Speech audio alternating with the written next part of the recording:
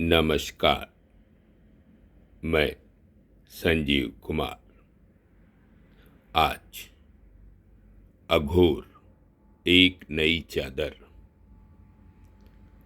जिसके रचनाकार हैं बाबा हरिहर राम। मुझे पूर्ण विश्वास है यह पुस्तक कालजयी रचना साबित होगी। पुस्तक अमूल्य है। इसका मूल्य अभी तक वास्तव में निर्धारित नहीं किया गया है। जब तक आप अपने लिए जी रहे होते हैं, तब तक आपको खुशी और प्रसन्नता उपलब्ध नहीं होगी। आप इसे दूसरों की खुशी में ही तलाशें, विशेषकर उस खुशियों में जिनमें आपका योगदान हो। अघोरेश्वर भगवान राम।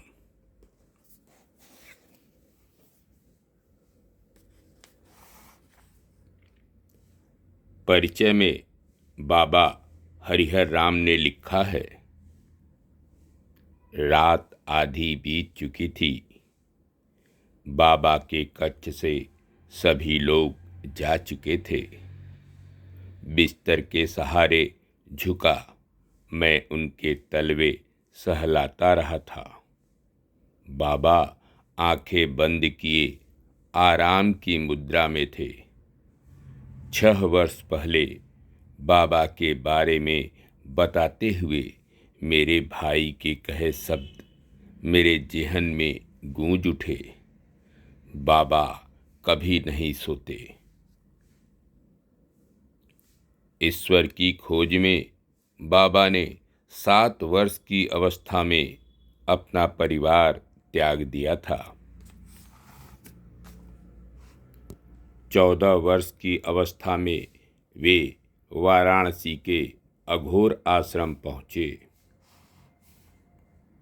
प्रत्येक वस्तु और व्यक्ति में भगवती का दर्शन करने वाले अघोर के अनुयायियों ने उस सामाजिक ढांचे को मानने से इनकार किया जो लोगों को ऊंच और नीच, शुद्ध और अशुद्ध, स्त्री और पुरुष में बांटता था।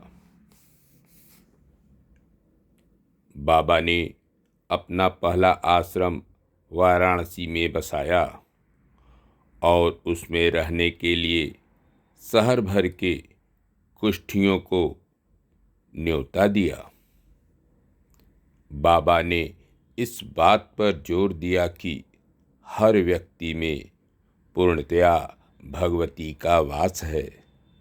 अपने अंदर की उस दिव्यता को पाने के लिए आप जो कुछ भी करते हैं वह साधना कहलाती है। फिर चाहे वह ध्यान हो या फिर गुरु द्वारा दिए गए मंत्र जाप की क्रिया हो, उस दिव्यता का बाह्य प्रकटीकरण सेवा है, शुद्ध निस्वार्थ सेवा। मेरे लिए सबसे बड़ा चमत्कार था कि जो कोई भी उनके संपर्क में आता, वह इस विश्वास के साथ लौटता कि बाबा उसे ही सबसे ज़्यादा चाहते हैं। अनुवादक विमल कुमार तिवारी ने लिखा है, बालक भगवान को मात्र 9 वर्ष की अवस्था में ही घर छोड़ना पड़ा। नियति उनको 14 वर्ष की अवस्था में काशी के कीनाराम स्थल कृंगकुंड ले आई। बाबा हरिहर राम ने इसी स्थल को ओएसिस ऑफ स्टिलनेस कहकर संबोधित किया है। यहीं पर बालक भगवान के मन में अघोरी होने का भाव जागृत हुआ।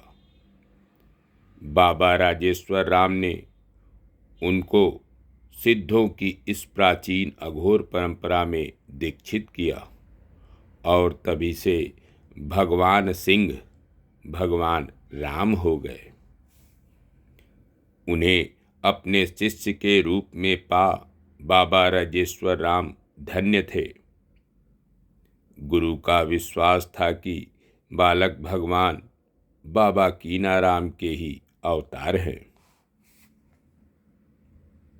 बाबा भगवान राम ने सन 1961 में श्री सर्वेश्वरी समूह की स्थापना इस प्रकार किया कि वहाँ साधना और सेवा दोनों किया जा सके। फरवरी 1978 में बाबा के गुरु बाबा राजेश्वर राम ने उनको अपनी जगह कीनाराम स्थल का महंत बनने की इच्छा जाहिर की। गुरु इच्छा के प्रति संपूर्ण आदर भाव प्रदर्शित करते हुए उन्होंने अत्यंत विनम्रता से अपने गुरु से अनुरोध किया कि वे उन्हें इस जिम्मेदारी से न बांधें, क्योंकि इससे उनके सामाजिक कार्यों में बाधा आ सकती है। सर्वेश्वरी ही एक शक्ति है जिसका अस्तित्व कण कण में है। अघोर वचन शास्त्र माँ 12। ध्रुव संकल्प और अभ्यास से अनजान को जाना जा सकता है। अघोर वचन शास्त्र साधना 6। भगवान का जन्म उत्तर पश्चिम भारत में बिहार राज्य के गुंडी नामक गांव में हुआ था। 12 सितंबर 1937 को बैजनाथ सिंह के परिवार में एक बच्चे का जन्म हुआ। उसका नाम भगवान रखा गया। माता पिता वर्षों से एक औलाद की कामना कर रहे थे, किंतु उनकी झोली खाली ही थी। उन्होंने उम्मीद त्याग दी थी।